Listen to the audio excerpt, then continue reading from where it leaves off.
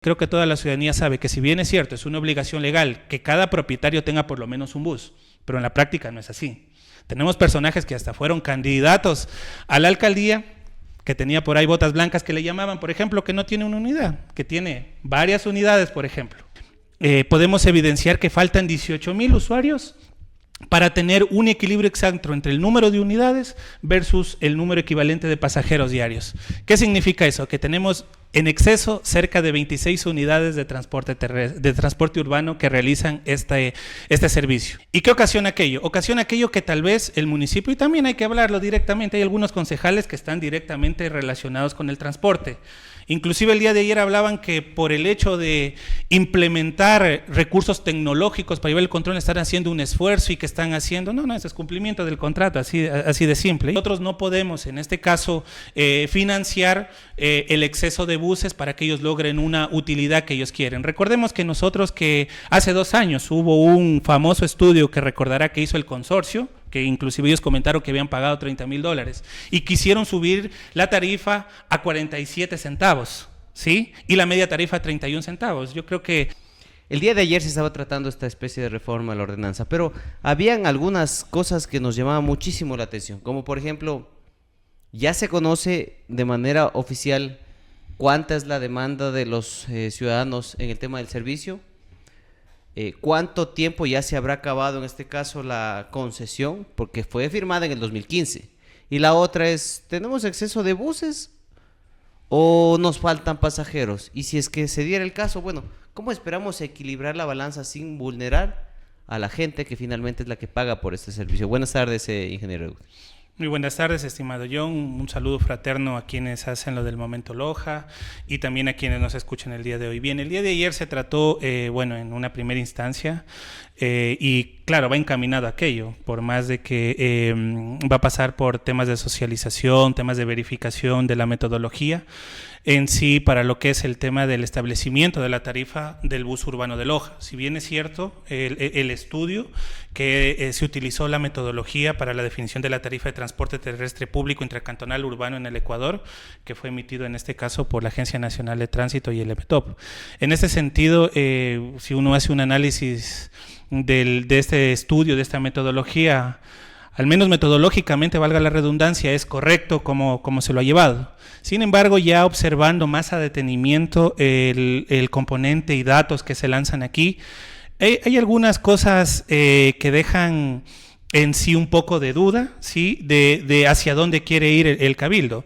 Yo creo que hay una diferencia sustancial entre recibir un documento, llamémosle un bulto de hojas, un archivo, y únicamente decir que ya es correcto en sí porque simplemente se lo presenta, a la inversa de analizar y de ejecutar algunas precisiones en torno a aquello. El día de ayer también el director de tránsito, previo a esto, desarrolló una explicación y una exposición de los datos fuertes en los cuales llevan a este punto, para no ser tan técnico, más bien a la definición de lo que serían el 36 centavos de esta tasa. Sin embargo, previamente él habló y expuso una serie de datos que sí nos dejan, al menos los que tratamos ya desde un punto de vista más técnico, una serie de interrogantes. Él específicamente habló de que el IPK, es decir, el índice de pasajeros por kilómetro en la ciudad de Loja es de 3.53, con los 238 buses urbanos que tiene en este caso concesionado este servicio público. Queda aquello, y él inclusive, palabras textuales de él, que significa que los buses están holgados, es decir, que no hay una sobredemanda de pasajeros.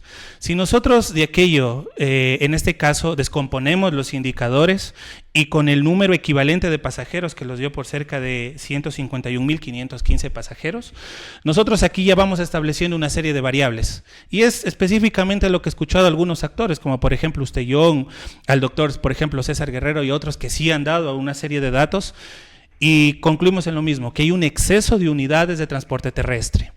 A nosotros, al descomponer este tipo de indicadores, prácticamente no sería prácticamente que con este nivel del número de equivalente de pasajeros. Este número de equivalente de pasajeros, para quienes nos escuchan y siendo un poco más ilustrativo, es prácticamente el número promedio de personas que pagarían un pasaje completo. Si la relación sería el 50% que paga un usuario, por ejemplo, de tercera edad o estudiante, significaría que necesito 2 personas para un pasaje equivalente, más o menos para tratar de ilustrar. Sin embargo, analizado aquello, nosotros podemos evidenciar que faltan 18,000 usuarios para tener un equilibrio exacto entre el número de unidades versus el número equivalente de pasajeros diarios. ¿Qué significa eso? Que tenemos en exceso cerca de 26 unidades de transporte urbano que realizan este servicio. Por el número de líneas significaría que cerca de un bus y medio más por cada línea están generando este déficit en el propio consorcio, que es prácticamente a quienes le dieron la concesión. Y también llama un poco la atención, si bien es cierto, esta ordenanza suscribió, y la verdad, también yo creo que sería oportuno que el municipio de Loja transparente cuáles son las condiciones actualmente de este contrato, porque lamentablemente la ordenanza 055, que era también objeto de lo que iban a tratar el día de ayer, si bien es cierto, no se ha difundido ni tampoco en ningún repositorio institucional, uno puede acceder libremente como especie de gobierno abierto, puede establecer si es que realmente está ahí o no el contrato de operación. Habla de un plazo de vigencia y de una cláusula de cómo se generaría la renovación. Sin embargo, no tenemos aquello. ¿Qué ocasiona esto? Ocasiona que prácticamente tenemos un pastel demasiado pequeño para bastantes comensales. Es decir, prácticamente si se busca forzar, es decir, nosotros no podemos tener 18 pasajeros equivalentes más directamente ahora actualmente. Lo que tendría que hacer es tener menos unidades. Ahora, ¿qué ha pasado? Lamentablemente, quienes ya están prestando el servicio, los 238 propietarios de esos buses urbanos, en teoría, prácticamente tienen menos rentabilidad precisamente porque hay una sobreoferta del número de buses. ¿Y qué ocasiona aquello? Ocasiona aquello que tal vez el municipio, y también hay que hablarlo directamente, hay algunos concejales que están directamente relacionados con el transporte. Inclusive el día de ayer hablaban que por el hecho de implementar recursos tecnológicos para llevar el control están haciendo un esfuerzo y que están haciendo, no, ese es cumplimiento del contrato, así de simple. Y ahí se ve el interés de algunos concejales. Pero mientras no se transparente, porque inclusive este estudio llama la atención que una de las recomendaciones es de que mientras no se transparente el uso y el origen y la totalidad de los fondos de la caja común, prácticamente no se podrá tener datos reales. Porque evidentemente, como yo lo vuelvo a repetir, lo veo correcto cómo han desarrollado este estudio en su parte metodológico. Sin embargo, muchos de los datos, cómo llegaron a esas conclusiones, sí creo que deberían definirse mejor de manera transparente. Muy bien, Edwin, yo quiero hacerle ahí una pausa, perdóneme usted la molestia, pero ¿cuál es el objetivo? Nosotros tenemos un cachito. Todo esto que hablamos aquí con el ingeniero Edwin es para que un poco ustedes tengan un contexto. ¿Por qué él está dando estas cifras? Porque van a decir, bueno, ¿y este señor de dónde saca las cifras? Bueno, a continuación, por favor, producción, vamos mostrando el video que le pasé yo por interno para que más o menos sepan cuál fue la intervención el día de ayer y lo que hace que a Edwin le lleve a la conclusión de que sí, a pesar de que existen más de 230 y pico buses, ¿cuántos exactamente 238. son, Edwin? A pesar de que existen 238 aproximadamente, hay un exceso en comparación a lo que tienen con el tema de recepción por parte de las personas que utilizan el transporte urbano. Vamos con la intervención de él y luego regresamos para un poco se entienda por qué se da ahorita la explicación de que existen hoy en día en el transporte, en el sistema urbano de transporte, un exceso de unidades. En el lado derecho tenemos vuelta lo que es la demanda, la cantidad de pasajeros al año, por cada una de las líneas. Para poder determinar y cuantificar la cantidad de pasajeros, se lo hizo mediante un muestreo con los técnicos de movilidad, mismos que acudieron durante un periodo determinado de tiempo a las unidades de transporte y a las diferentes líneas y realizaron la contabilización diaria y mensual de las unidades, y con un mecanismo estadístico que lo permite la propia metodología del MOB, se hizo una extrapolación de acuerdo a la demanda y al comportamiento de la demanda y de la oferta en todo el año, para con eso tener el índice de pasajeros kilómetro, que es esta última columna que se denomina IPK. En temas técnicos, cuando se tiene un índice de pasajeros kilómetros superior a 6, estamos hablando de que no hay muchas unidades y que los pasajeros van de manera incómoda o aglomerados en el bus. Nosotros podemos ver que tenemos un índice de 3.53, quiere decir que el transporte es relativamente cómodo, holgado para los pasajeros del Cantón Loja. Este es un parámetro que en temas de movilidad ayuda bastante para el cálculo. Como se acaba de escuchar y de confirmar, el propio director de la Unidad de Transporte de Tránsito, de Tránsito del municipio de Loja corrobora que prácticamente el IPK, lo que les había comentado, el índice de pasajeros por kilómetro es de 3.53. Descomponiendo estos indicadores, lo que les comento es de que prácticamente nosotros tenemos un exceso de unidades, es decir, de los 238 unidades que actualmente están participando de este contrato de concesión, tienen un exceso de aproximadamente de un 11%. ¿Qué significa esto? Que tienen alrededor de 26 buses que tienen en exceso. Y eso es lo que ocasiona directamente este déficit. Directamente fuera totalmente lo contrario. Si directamente yo tuviera un equilibrio, es decir, tuviera un IPK, como lo dijo el director, de 5, de 6, mucho más alto, significaría que necesito más unidades. Con datos ya técnicos que son desarrollados y entregados por la propia unidad y por el propio ente que prácticamente realiza este tipo de acciones, podemos ver de que estos datos sí son preocupantes. ¿A qué nos lleva aquello? Nos lleva aquello que prácticamente nosotros tendremos que forzar una mayor tasa para prácticamente cubrir la rentabilidad de los 238 buses, que al final de cuentas un número específico y un número óptimo sería de 212. Ahí con ese análisis, y ustedes lo ven, por eso es una de las cosas que yo he venido a criticar aquí, transparente la información, díganle a la gente cómo está la cosa, veamos si realmente están cumpliendo también con el contrato, porque yo que soy un acérrimo defensor de la inversión privada, también la tengo claro que por encima de la inversión privada también está de manera equitativa el tema de dar un buen servicio cuando tienes un lucro a través del servicio público.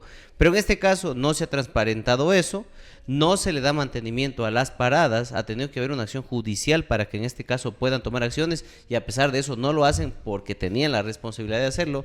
Y encima también se ponen en un tema de que hay que presionar. Imagínense que encima de que se les ayuda con un tema de darles un cupo para que puedan trabajar, todavía tienen esas ínfulas de querer incluso hasta presionar a concejales también de mentes frágiles que no tienen el carácter bien puesto, no para ponerse en contra de la inversión y privada, sino para poner orden en este caso. Y usted acaba de demostrar que es lo que realmente no nos querían contar. Hay un exceso de unidades y el pedido del alza, quieren justificarlo, porque no avanzan a cubrir la demanda de la ganancia, por así decirlo, Edwin.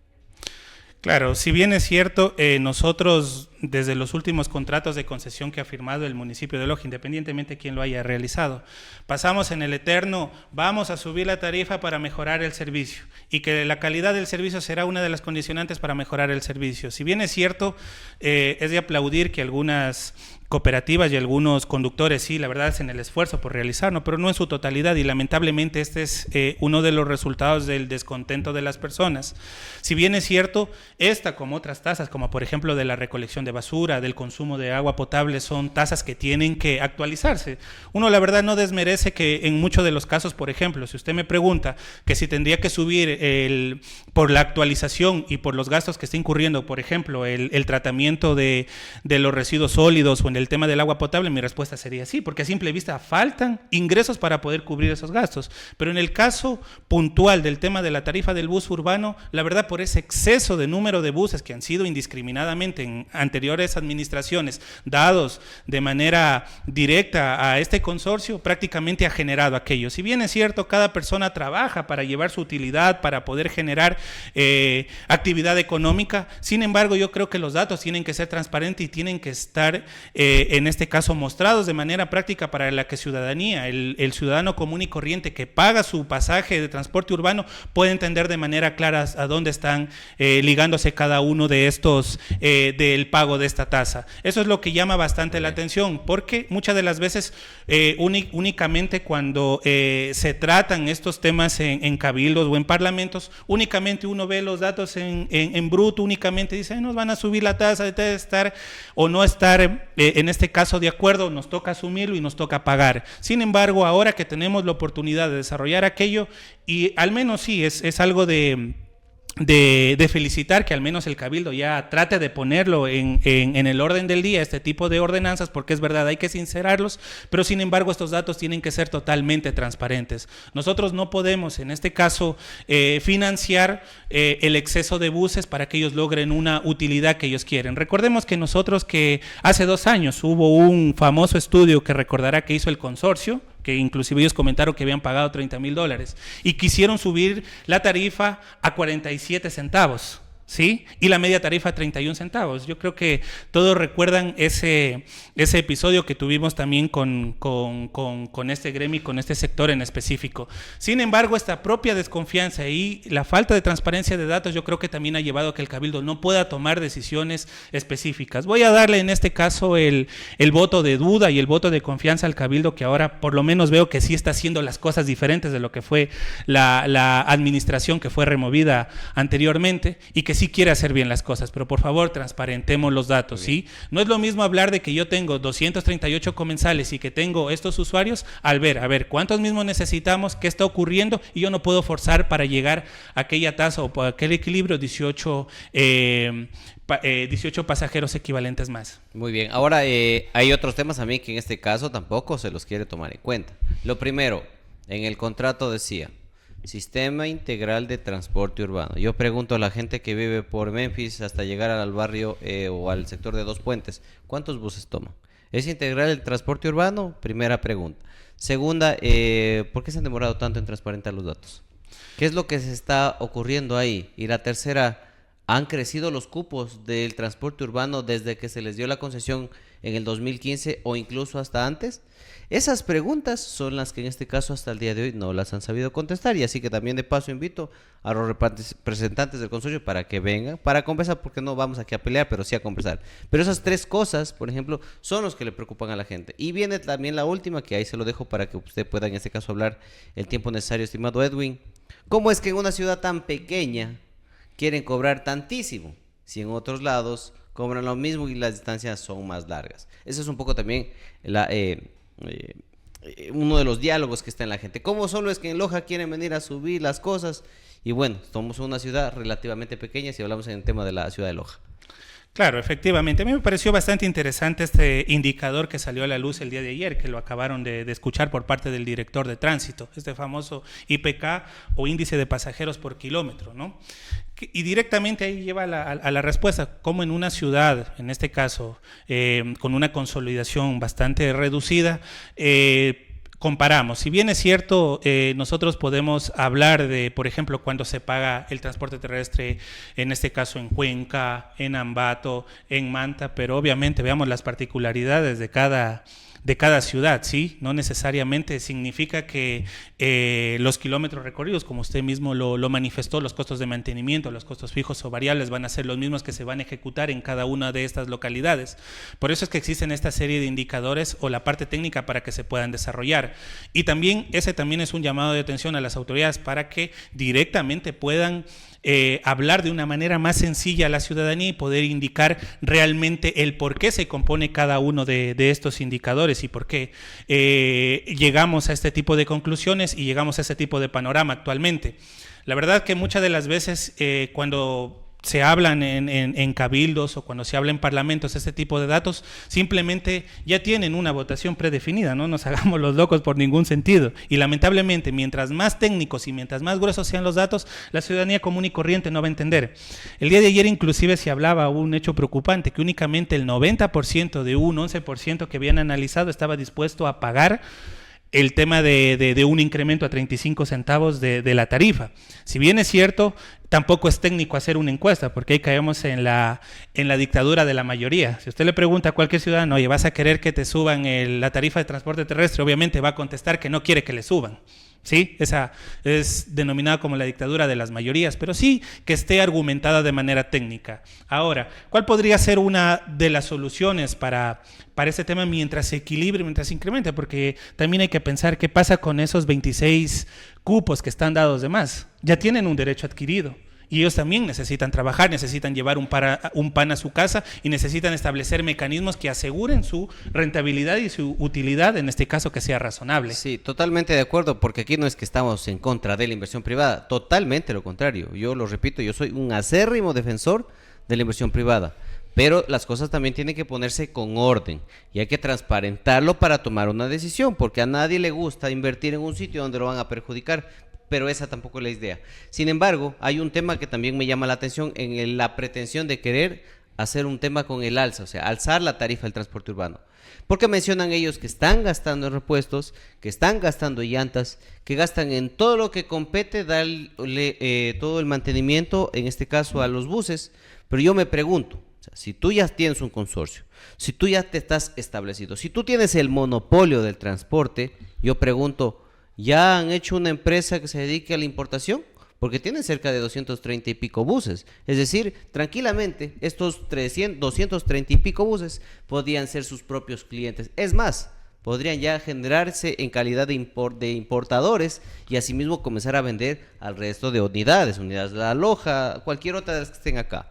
Pero no pensamos en eso, seguimos comprando al vecino acá al lado y entonces como las cosas son más caras y no los hacemos nosotros una línea con la cantidad que tenemos, entonces va a ser difícil que las cosas vayan a mejorar o a que ellos también incluso puedan ahorrar o mejorar su rentabilidad. Pero tampoco lo están haciendo, de lo que yo también tengo entendido, Edwin.